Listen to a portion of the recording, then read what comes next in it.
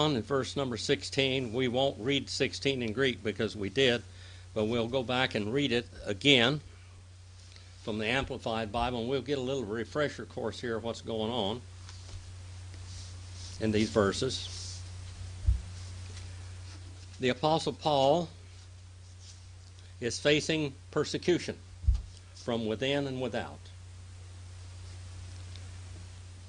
It's very hard to change what you believe if you believed it all your life.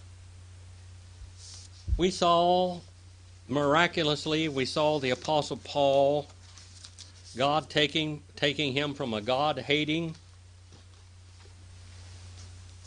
Jesus-hating Jew and turning into a Jesus-loving Jew. The Jews, for more than 1,000 years, had been practicing what they practiced. They had actually laid aside the Bible for the teachings of the Talmud and the Mishnah. And the traditions of the fathers, which is the Talmud and the Mishnah, were more important to them in arguing about how many angels could stand upon the head of a pin than the real Word of God. Paul, when he was saved on the road to Damascus, his whole life, his whole attitude, his whole demeanor, his whole purpose in life was changed like never before. The man was a Pharisee of Pharisees. He was an elite group of the Pharisees. He was a zealot. His family spoke Hebrew. He said, I'm a Hebrew of Hebrews. Well, they spoke Hebrew in his house. Real Hebrew, not Aramaic, not Koine Greek, but they spoke Hebrew in his house, which was unusual. Most of the Jews did not speak Hebrew. They thought it was a holy language, and so they didn't speak it openly. And so they spoke a slang Hebrew, which was Aramaic. But Paul, in every way, tried to serve God the best way he could when he was a Pharisee. But when God turned him around and told him he was wrong, he just turned around completely. I have seen gangsters that were total gangsters and just horrible people, thieves, liars, cheats, whatever, and I've seen them come to the saving knowledge of the Lord, and just their lives were just changed. And that happens every day in Christianity. Verse number 16, the Apostle Paul he's been warned not to go to Jerusalem, but he's in Jerusalem now. And some of the disciples from Caesarea came with us, conducting us out to the house of Manason. And Manason means to memory. It means to remember. It means renowned. It means learned.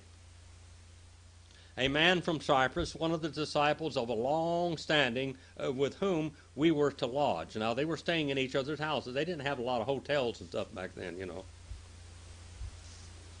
And so they're going to stay in this house. Now let's go to verse number 17.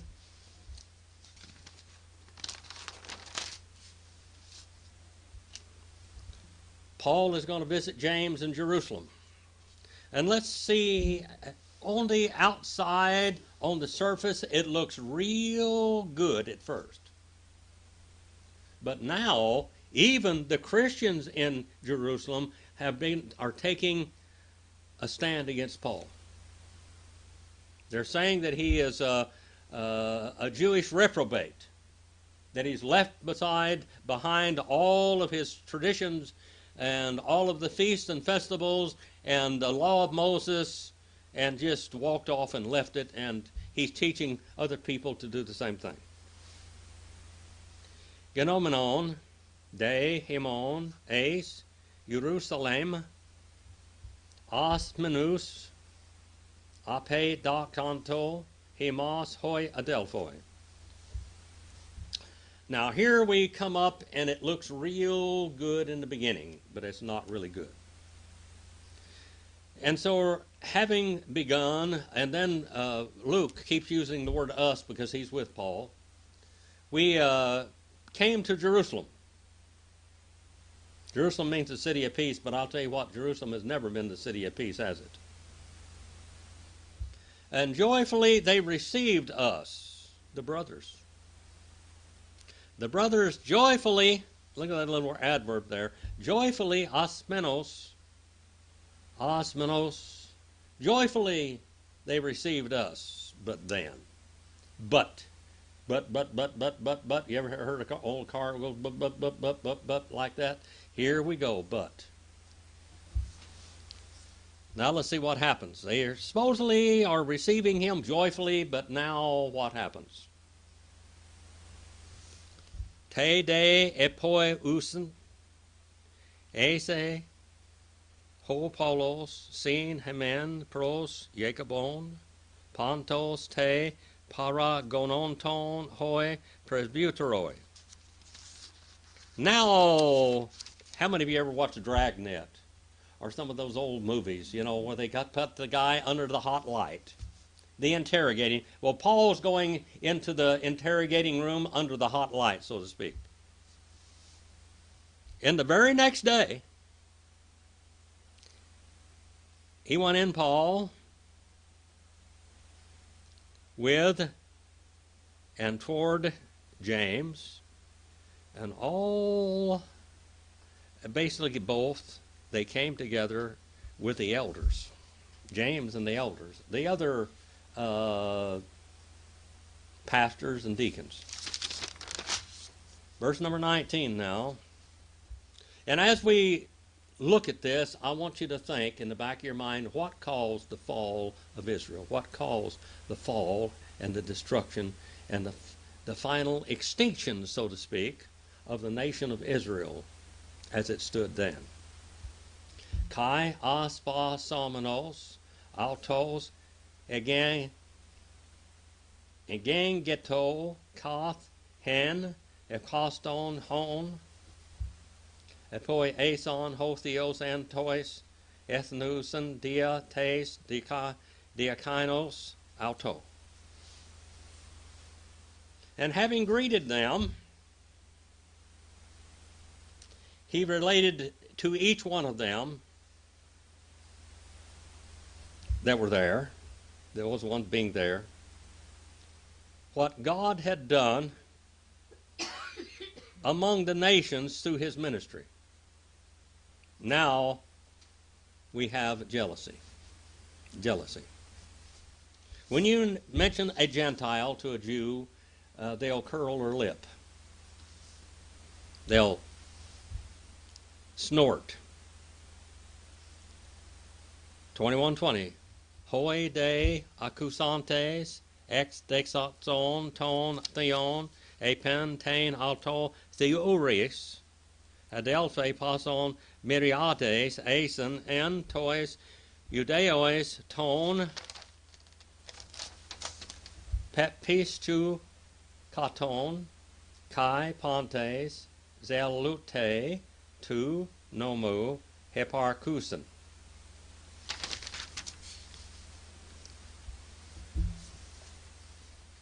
And the ones, when they heard this, they kept on glorifying God. And they said to him, You behold, brother, how many thousands there are among us of the Jews, the ones having believed. Now, don't talk about the Gentiles. Let's talk about us believing Jews now. And all the zealots. This is who? Who are these zealots? Zelote. Who are the zealots? The Sicarii. The Sicarii. These are the ones that took over Masada. These are the ones that would slip into the Roman crowds and stick a knife, a dagger, a sharp double-edged dagger into the heart of a Roman and walk off and let him bleed out. How many zealots of the law that are leaders? Verse number 21 now. It's getting worse by the minute. Karax theson de peri si hote, apostolasion, didaskes, apomosios tu kata te ethne pantas Judeus, legon me peri ti main autois ta, techna mede tois ethesin peri patain. Guess what? Now they're going to accuse Paul of apostasy. He's an apostate. The word apostate is bad in the Bible. There were apostates in the churches that had walked away, and they were what? Gnostics? They were criminal. I mean, they led the churches astray, these Gnostics, and now they accuse Paul of being on the level with the Gnostics and the Judaizers. And they were concerned concerning you, that you have apostatized. You're an apostate. That you teach everything away from Moses, and the ones and the Gentiles and all the Jews, saying not to circumcise them, their children, nor the Jewish customs to practice daily. Now let's go back and read this a little bit. The Jewish customs to practice daily, that peripatein, that means to walk around. Don't act like a Jew. Quit acting like a Jew now.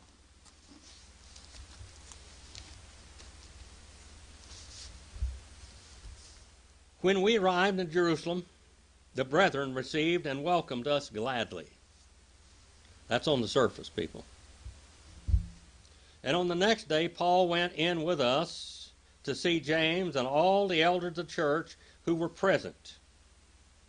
And after saluting them, Paul gave a detailed account of the things God had done among what? The Gentiles, through his ministry. And upon hearing that, they went, they didn't want to hear that. And they adored and exalted and praised and thanked God.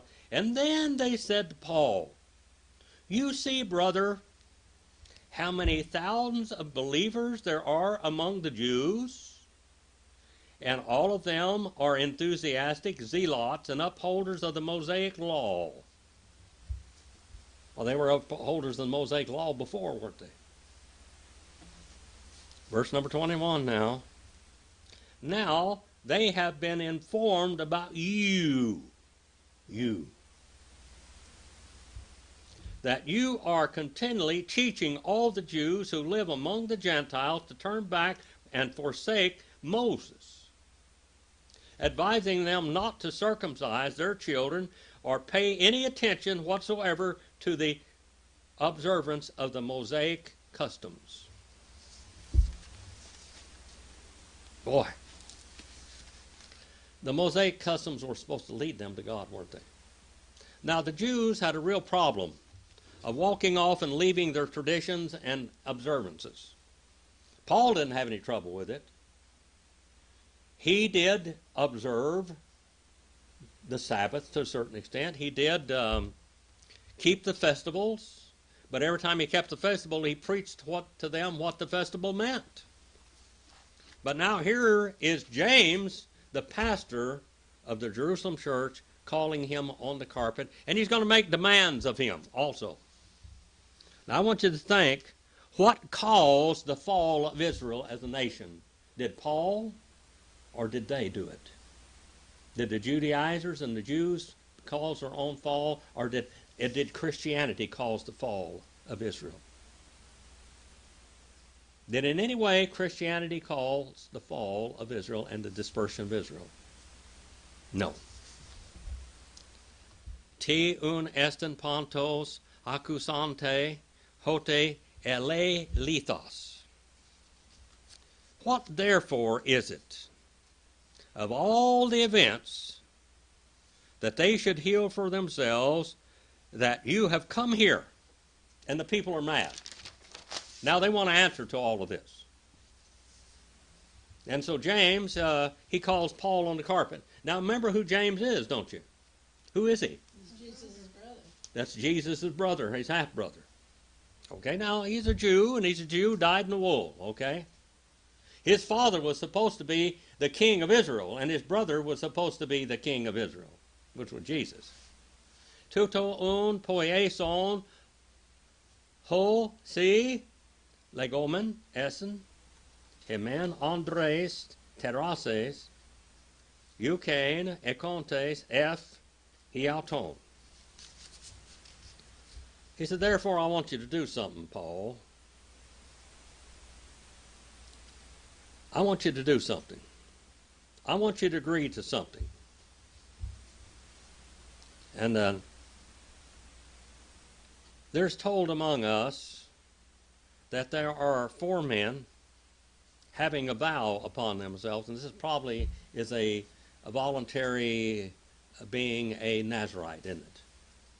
They can't eat grapes, they can't eat raisins, they can't drink wine, and they can't come, they can't associate sexually with women, even their own wives. The vow of a Nazarite was basically practicing what the Jewish priests did when they were in service in the temple. So these are voluntary priests, these Nazarites. Jesus was not a Nazarite, was he? No, he was never a Nazarite. Now, people, Jesus was not a Nazarite. He never was a Nazarite. He was from Nazareth. He was what they called the Nazarene, from Nazareth, but he was not a Nazarite. John the Baptist was a Nazarite. Who was the other famous leader among Israel that was a Nazarite? John the Baptist. John the Baptist was a Nazarite. Who else? What is another famous leader in the Bible that was a Nazarite? Samson? Samson was a Nazarite, wasn't he? Even though he broke all the vows, he was a Nazarite. Yeah, he was, but he had his hair grown long. Yeah, he had his hair long and everything, and that's why they would go in and offer a sacrifice into the temple area, and they would cut their hair. A Nazarite could not cut his hair. He had to leave his hair long. Verse 24, tutos paralabon agnistete sin autois kai da paneson et ep autois hina zere sesontae tain kaphalein kai nosante pontes. These are long verses, by the way.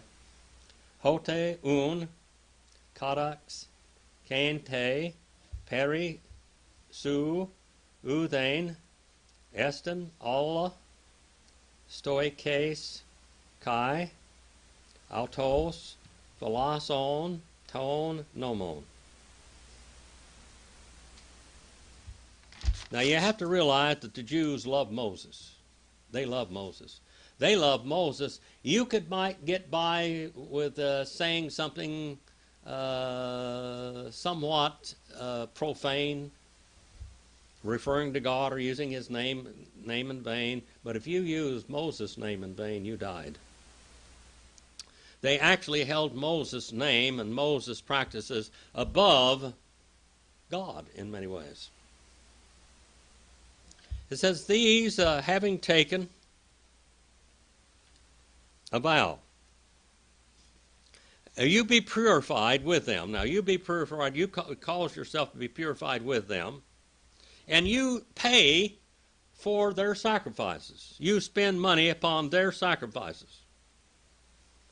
In order that all of them may shave their heads, and they shall know, all men shall know, that of which they have been informed concerning you, that nothing it is, but you walk also yourself keeping the law, keeping and guarding under lock and key the law. That's what the word philose means, to guard under lock and key. Let all of these people know that you're keeping the law and that you're observing the law. And this was James's advice. Now, different commentaries and different people in history have said that Paul was right in doing this. Some people, Paul said that he sold out when he did this. Some people say that James should have never asked him to do this, that James was wrong in doing all this, that these were earthly decisions and not godly decisions at all. And then some people say, well, James was trying to repair the reputation of Paul. I think it's a little of both in all reality. I think he's trying to repair the reputation of Paul, but most of all, he's trying to institute that the Jews ought to keep the law and keep on keeping the festivals. And the law of the Nazarite, Jesus is our high priest, isn't he? We only have one priest. That's our high priest. We don't need any of this going on anymore. We don't need the voluntary Nazarites, so to speak. But what does Paul do? 21:25. Peri dain ton, peripisio koton, ethnon, hemes epistelamen, krinantes, philaseste, autos to te, idolotiton, kai, haima, kai, nikton, kai, poneon. And he said, concerning these ones, having believed in the nations, in other words, the Gentiles, we made a decision already in the Jerusalem Council. That's what James is referring to here. We're already judged in writing. That word epistelo, that's where we get a word epistle. They wrote a letter that they took out to all the churches and saying, this is what the Gentiles, you don't need to be circumcised, you don't need to keep all the law, you don't need to be baptized and wash away and become a nation, what they call become a national Israel. You can be baptized in the name of Jesus Christ, not in the name of Moses. And it said they're supposed to keep themselves from idolatry, idol sacrifices, and from blood, and from eating and drinking blood or blood sausage or anything like that, and things being strangled, and from fornication. Now he reviews what the Gentile Christians were supposed to do. Verse number 26. Tote ho paulos paralabon, tous andros te ekomene, hemera, sin autois, agnistes, eis to heron, diangalon, tain, ek pleirosin, ton hemeron, tu agnismo, hios, hu, pros ek nexte, hyper, enos, eschaton, auton, he, pros phoria.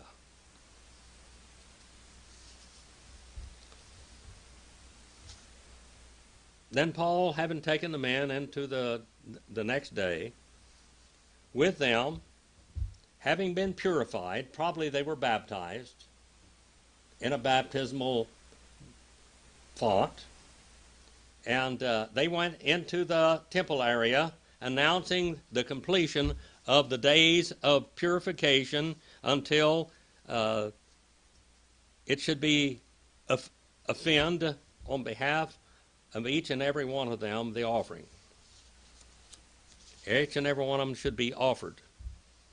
Let's go back and read this now in the Amplified Bible.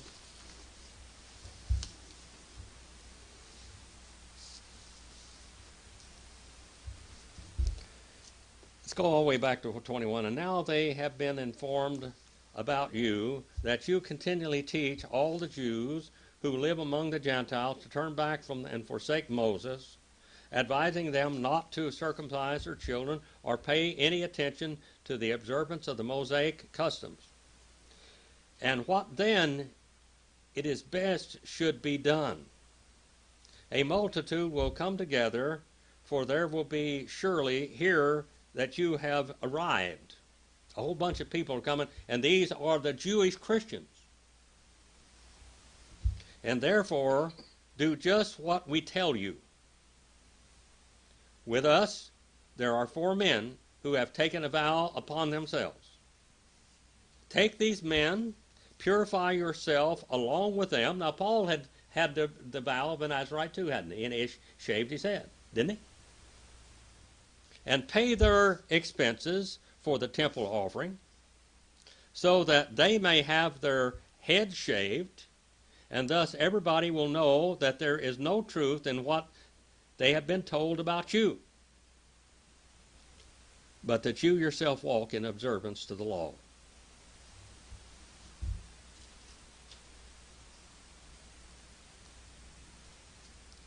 But in regard to the Gentiles, you have believed.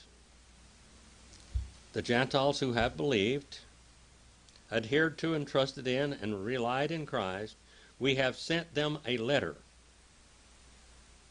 with our decision that they should keep themselves free from anything that has been sacrificed to idols, from tasting blood and the meat of animals which have been strangled, and from all impurity and sexual immorality.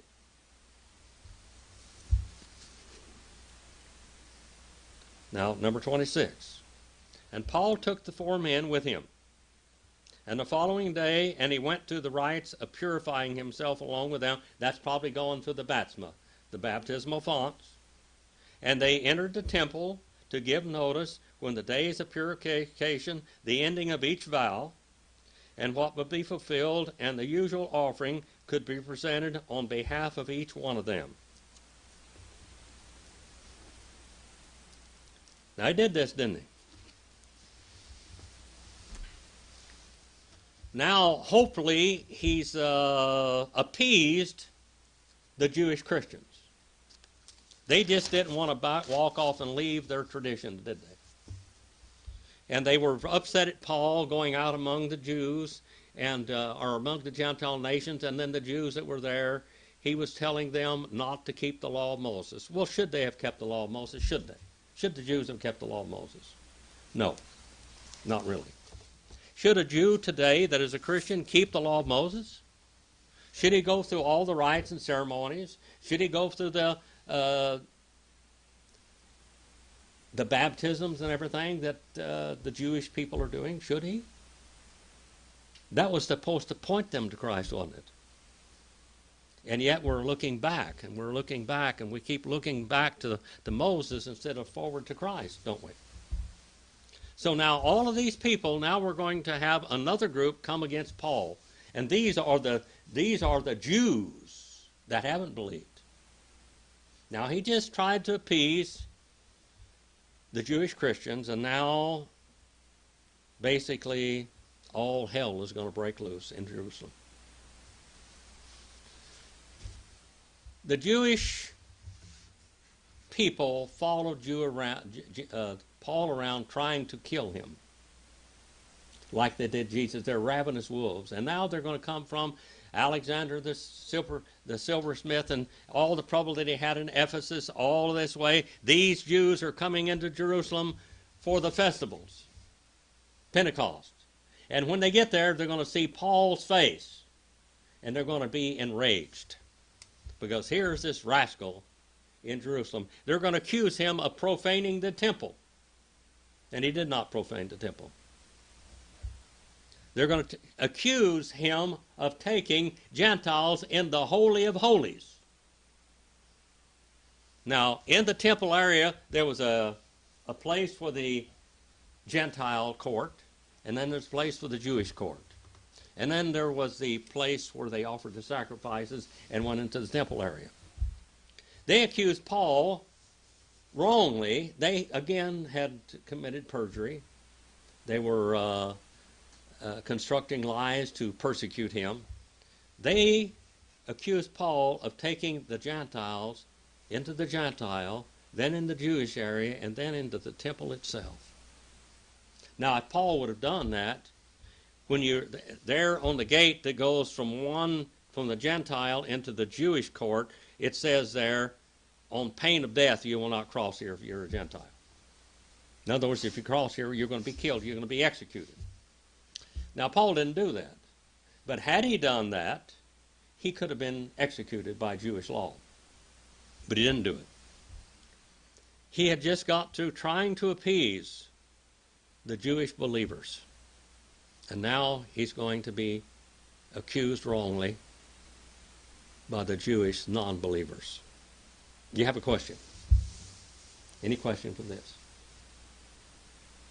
Yes. Where is it that Paul wrote that he's willing to be all things to all people if he can bring them Yes. to Christ? Yes. I mean, isn't that what he's trying to do here? I think he is trying to do that. I think he's trying to please the Jewish people, trying to please the Jewish Christians, even though he writes the book of Ephesians, and he writes the book of Galatians, and he writes the book of Colossians, doesn't he? And in those books, he tells them, don't let any man tell you to observe days, months, years, whatever. All the festivals. Don't let anybody tell you to do that. But those are mostly written to the Gentile believers. They were trying to make the Gentile believers act like Jews. But I mean, so he's telling them you don't have to do that, No. which is consistent with what. But we had Judaizers in the church, didn't we? Right. So I mean, there is push. He's trying to make everybody get along. Yeah. He went in here and he compromised, and he went in and did this vow. He was going to go there anyway. He had shaved his head. He was going to make an offering for his vow as a Nazirite. And he was going to do that anyway, wasn't he? But now they want him to pay for 4 other brothers, which he did. Paul the Apostle must have had some money. And probably he earned it by sweat and blood, by the work of his own hands, hadn't he? Marilyn, do you have any questions? No. All right. Let's have a prayer. Father, thank you for this message, and I pray that you use it throughout the world, that people will understand your word better than they ever did before. And I pray if there's one lost out there that you will bring them to you.